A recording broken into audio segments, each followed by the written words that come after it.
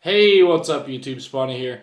I'm going to show you guys the cube today. I'm going to try to go through it pretty quick. It's 180 cards, I believe, but so some of them I'll probably just list off, and then others I might explain a little bit. I'll try to explain as many as I can though.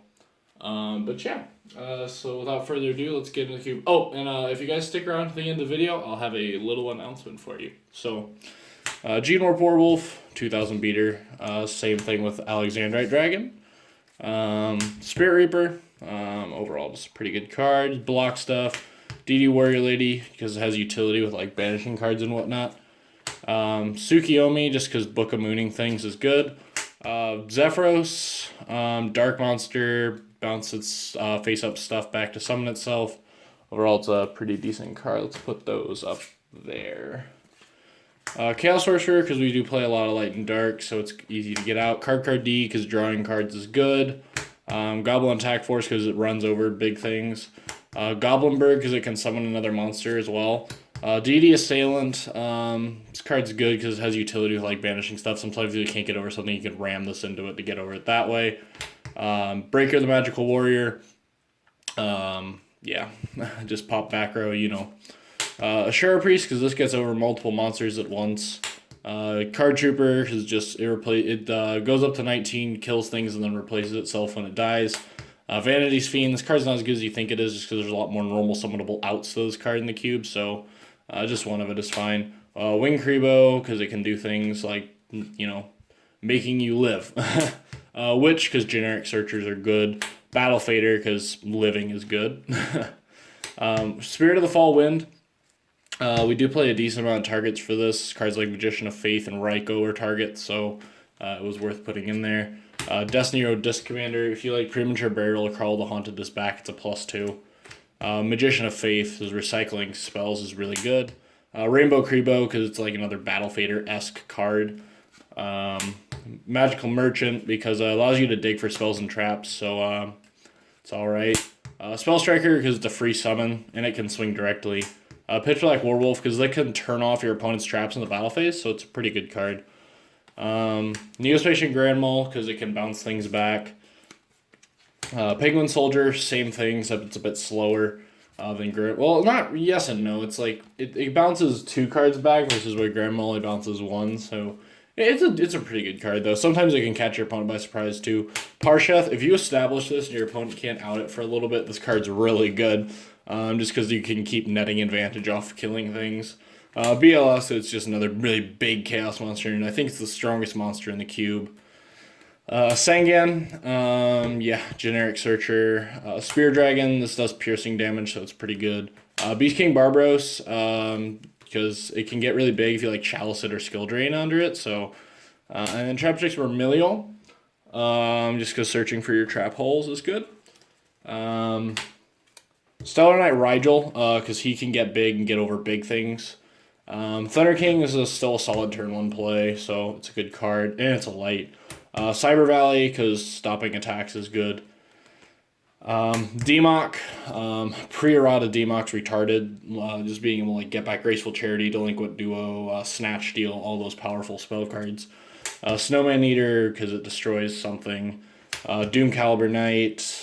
Dandelion free tokens for someone of something like as a Borg, which pops stuff. Thestalos, because this card can be good, getting to discard things out of your opponent's hand. Mobius to pop back rows. Caius to banish things. Exiled Force is a good 1-for-1 card. Sinister Serpent pre-errata because it's continuous discard fodder. Dark Dust Spirit, this card's also okay. It's not like the most amazing card, but there's come up situations where this card's pretty good. Mirage Dragon, because stopping your opponent from activating traps when it attacks is decent. Gores, because Gores is savage. Swift Scarecrow, it's another Battle Fader-esque card. Raiko, because it's a great 1-for-1. And Dekochi, because it draws you a card. And for the last little bit of monsters here, we have Cyber Dragon. Just a free summon of a 21 beater is pretty good. Cyberjar, this card's really good. Just blow up all the monsters in the field and then refuel your field and hand is pretty good. Gale, it's usually just a 1 card out to pretty much almost any monster, so it's a decent little card. Yellow gadget, red gadget, green gadget. We're trying out one of each gadget. So far, it's kind of cool. It's a nice little spin on things.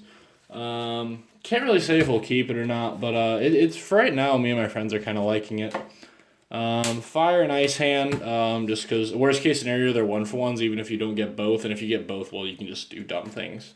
Jinzo, because turning off all the traps is good. Blizzard Dragon, because it stuns things. This card's actually a newer addition to the cube, and I really, really like it. Definitely going to keep it. Xarion Universe, because it can do piercing damage, plus it has a decently large booty of 1900, so... Kaiku, this card can be really annoying, especially if your opponent's trying to drop like a Chaos Monster. This card can do a lot of damage through that, just being able to keep poking, and then they can't get Light and Dark Engrave. Necrogardna, because blocking an attack is good, can save your ass. Tragodia, this card can be really savage because it gets really big. Tribe, probably one of my personal favorite cards in the cube is Tribe. Just really, really good. Discard a card, call the monsters and call a type and blow up all the monsters on the field of that type. Especially if you have Sinister Serpent in combination with it. These two cards go together like bread and butter, so they're just really good together. Just because Sinister Serpent keeps coming back as continuous discard fodder for Tribe. Alkahest, because he can get bigger and like he replaces himself when he dies. Krebons, even though there's no synchros in this cube, which I am thinking about making a version of a cube that does play like synchros and XYZs and stuff. Krebon still has utility, just because like he can protect himself. So if you can like summon him, he can protect himself and then tribute him off for like a monarch or something. So he's pretty decent. Hane, just being able to bounce the cards okay. Blade Knight, especially this card's really good, especially if you only have one card left in your hand. So yeah, he's pretty good.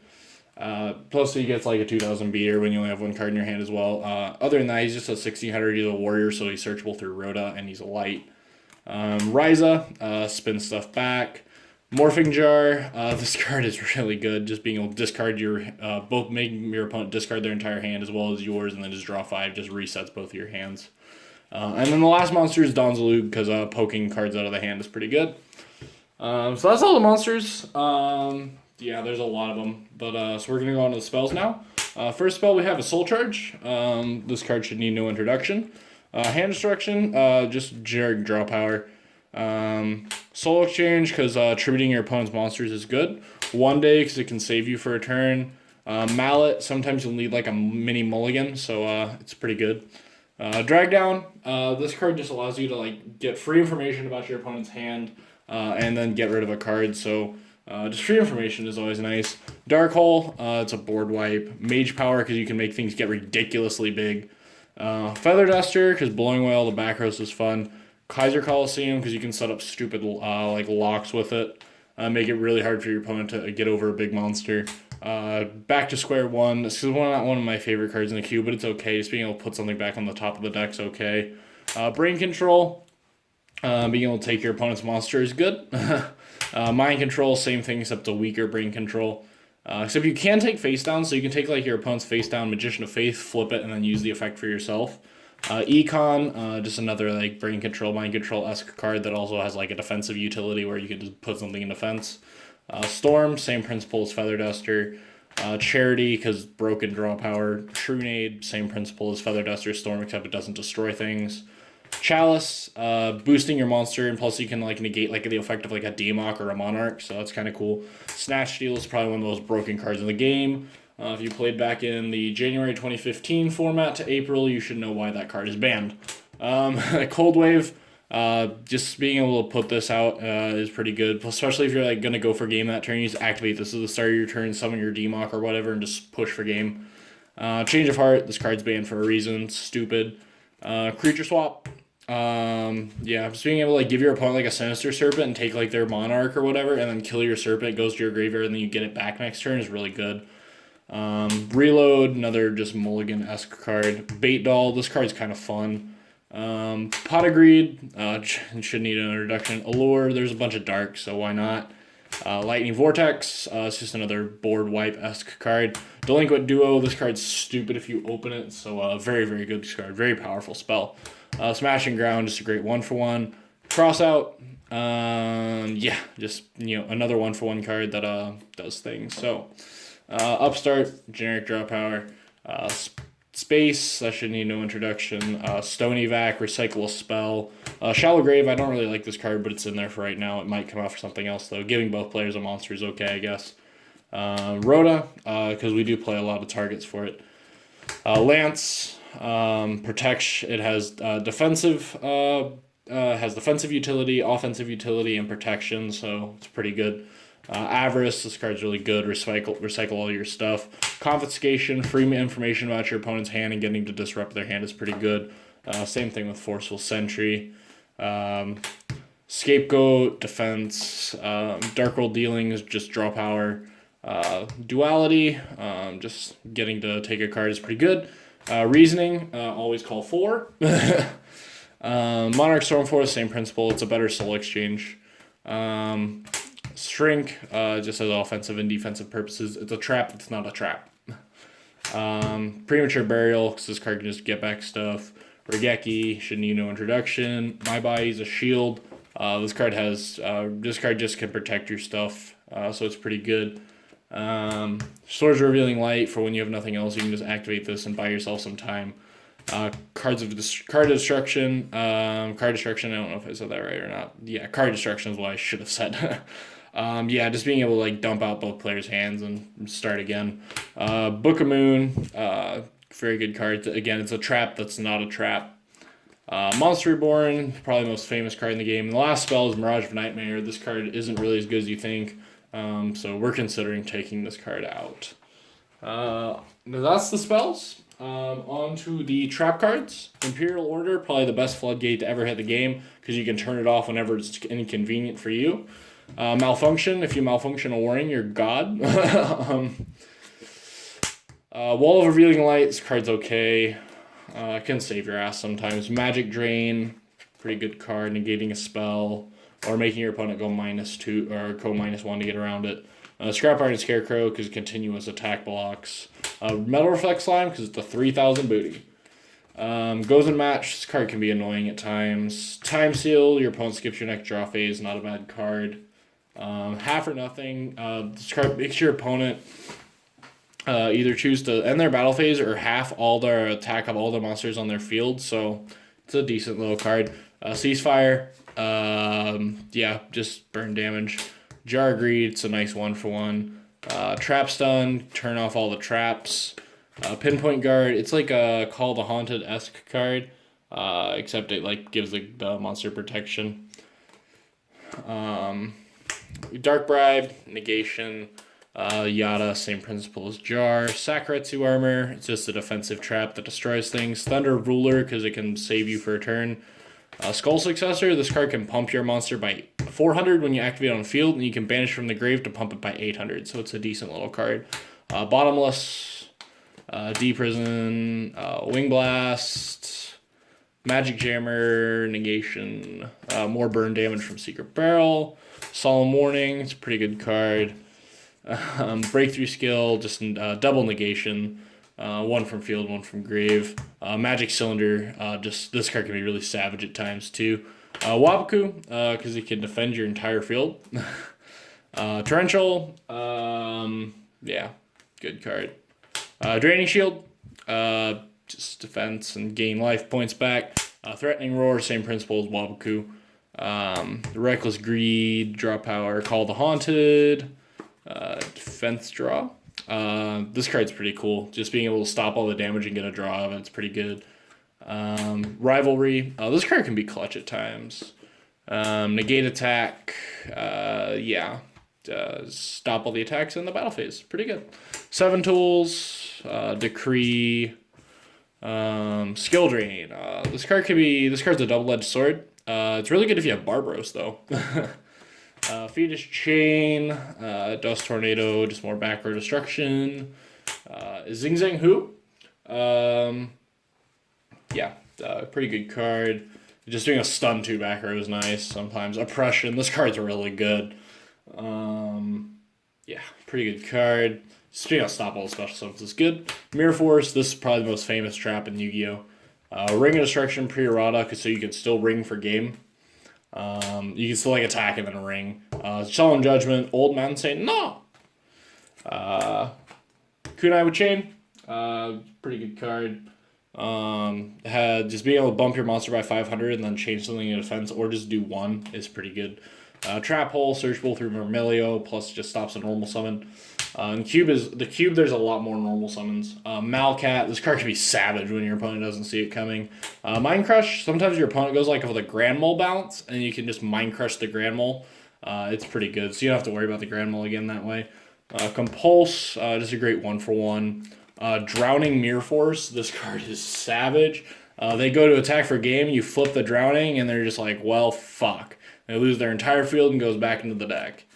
Oasis, it's another Call of the Haunted-esque card. And then the last card in the cube is a damage condenser. For those of you who don't know what this card does, basically when you take battle damage, you discard a card and then summon a monster from your deck with attack that's equal or less than the damage you took. So this card's pretty good. But yeah, guys, that's the cube. I really hope you guys enjoyed it. So if you have any questions or want any in-depth explanations more than just the brief explanations I gave for some of the cards, leave a comment down below and I'll be happy to answer those questions for you guys. If you guys have any suggestions about what for cards to put in the cube, cards to take out of the cube, please leave those down below as well. Always looking for ways to improve my cube list. If you're still here, I'm thinking about doing a little holiday giveaway, maybe. Not really sure what I'd be giving away yet or what the rules would be. But if you guys would have any ideas as for what you would like to see given away, what you guys would like to be what the conditions to enter should be and be eligible should be and all that good stuff, please leave a comment down below. I'll try to have that figured out probably within the next week, and I'll probably have it be open for the second week of December up to the 20th, around there. Probably for 2.5 weeks, and then I'll try to announce the winner on Christmas Day. I think that'd be kind of cool. But just thanks for watching, guys. I know this has been a little bit of a long video, so thanks for watching, guys, and hope to see you guys in the future. Thanks. Take care, guys. Comment, rate, subscribe if you haven't already. Peace.